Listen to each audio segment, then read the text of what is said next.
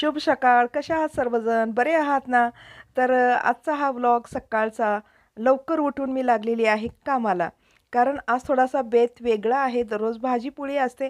आज इडली करणार आहे, सांबार करणार आहे, चटणी पण करणार आहे. म्हणून मी लवकर पण उठलेली आहे. बघा वेळ किती झालेली आहे. अजून 5:30 ही झाले नाहीत आणि उठून चहा घ्यायचा आहे. हे बघा 5:20 झालेले आहेत आणि मी लागलेली आहे कामाला. आणि चहा ठेवलेला आहे माझ्या आणि फौजी साहेबासाठी म्हणून. तेही आता इतक्यात उठतीलच. त्यांना अगोदरच मी सांगितलेलं होतं की आजचा हा बेत आहे, भाजी वगैरे काय तेवढं चिरायची नाही, मी थोडीशी चिरायची असते, मी करून घेते. मग ते निवांत आज थोडं झोपलेले आहेत. आणि मी घेतलेली आहे तुरीची डाळ आणि मसुरीची डाळ, त्याच्यामध्ये सगळ्या भाज्या चिरून घातलेल्या, गाजर वगैरे, आलू आणि टमाटर वगैरे सगळं. आता चहा तयार झालेला आहे. तर चहा घेत घेत मी लसूण सोलते आणि कोथिंबीरसुद्धा निवडून ठेवते. आणि चला गार्डनमध्ये जाऊ कढीपत्ता आणायला. तर कढीपत्ता घेतलेला आहे. पहा किती अंधार पडलेला आहे सगळीकडे. किती अंधार पडलेला आहे ना. तर चला आता सांबारला फोडणी देऊत.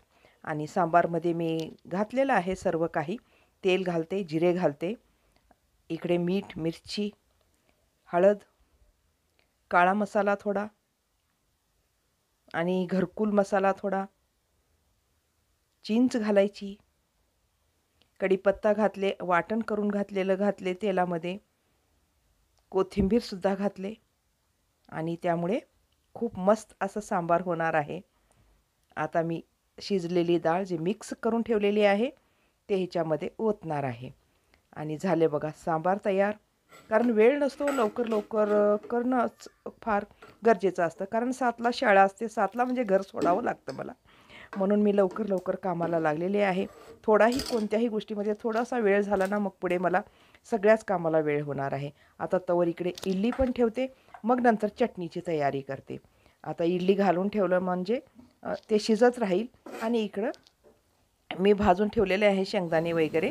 आता चहा घेते. चहा घेत घेत बाकीचे थोडं काही राहिलेले कामं करते. चहा झालेला आहे. आता ही चटणी, शेंगदाणे, हिरवी मिरची, खोबरे, डाळवा, जिरे थोडं टाकायचं, मीठ टाकायचं आणि मुख्य म्हणजे कोथिंबीर. आणि इतकं छान अशी चटणी होत. तर अशा प्रकारे झालेली आहे माझी इडली तयार. प्लेट रेडी झालेला आहे आणि मी टिफिनमध्ये सुद्धा हेच घेऊन जाणार आहे. तर आजचा हा बेत होता. आता चला पुढचा कार्यक्रम म्हणजे पुढची तयारी. शाळेला जायचं आहे, वेळ झालेला आहे. चला पुढे मग बघू. आता हा व्लॉग आहे शाळेमधला आणि करेक्शन वर्क चालू आहे. सर्व टीचर्स आपल्या आपल्या कामामध्ये व्यस्त आहेत आणि इथलंही काम संपत नाही आणि घरातलंही काम आमचं संपत नाही. अशा दुविधामध्ये आम्ही सगळे अडकलेले, फसलेले आहोत. आता खूप लवकर लवकर मी पण काम करत आहे. टीचर्सना ना खूप खूप कामं असतात. एक कामं नसतात म्हणजे फक्त शिकवणं आणि घरी येणं हेच नसतं.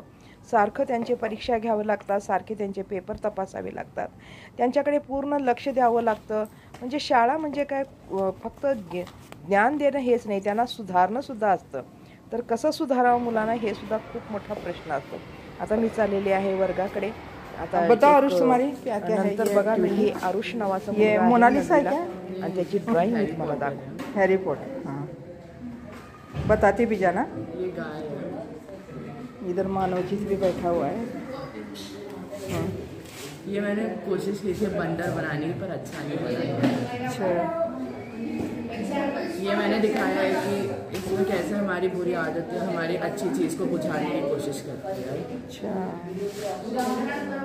और ये हमारे साइड पे कामाख्या माता का टेम्पल है. हाँ. वहाँ पे हर साल एक मेला लगता है, तो उधर पूरी ब्रह्मपुत्रा नदी रेड हो जाती है. ओके, जोर जोर से बोलो.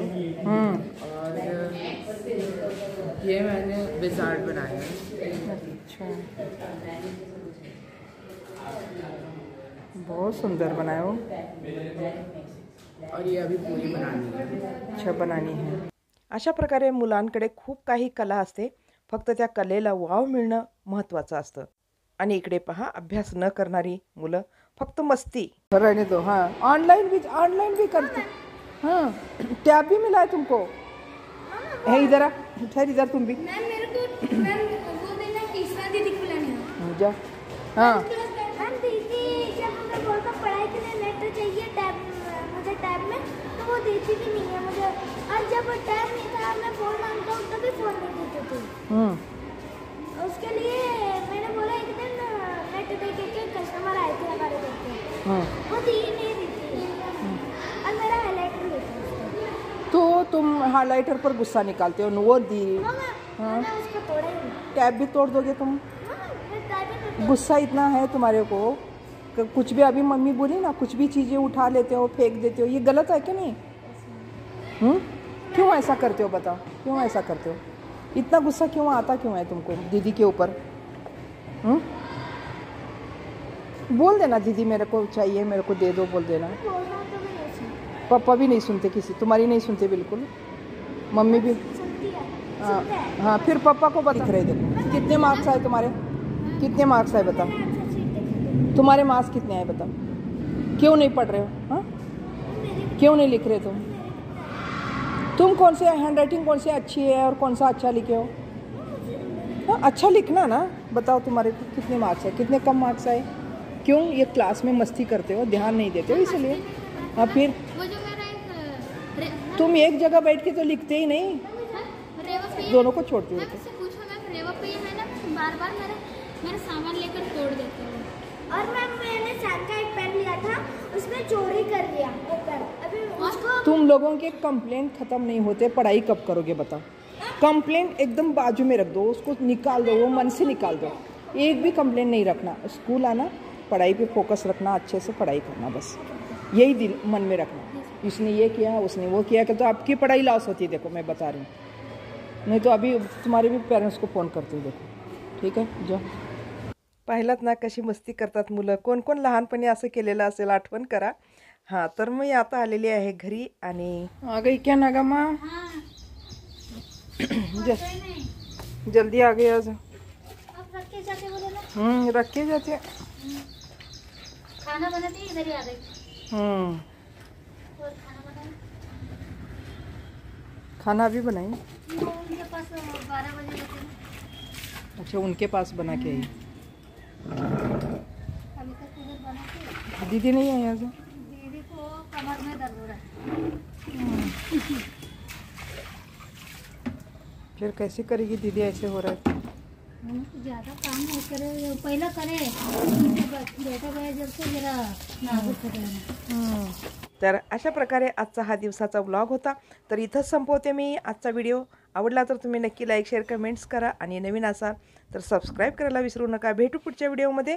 तोपर्यंत धन्यवाद. जय हिंद.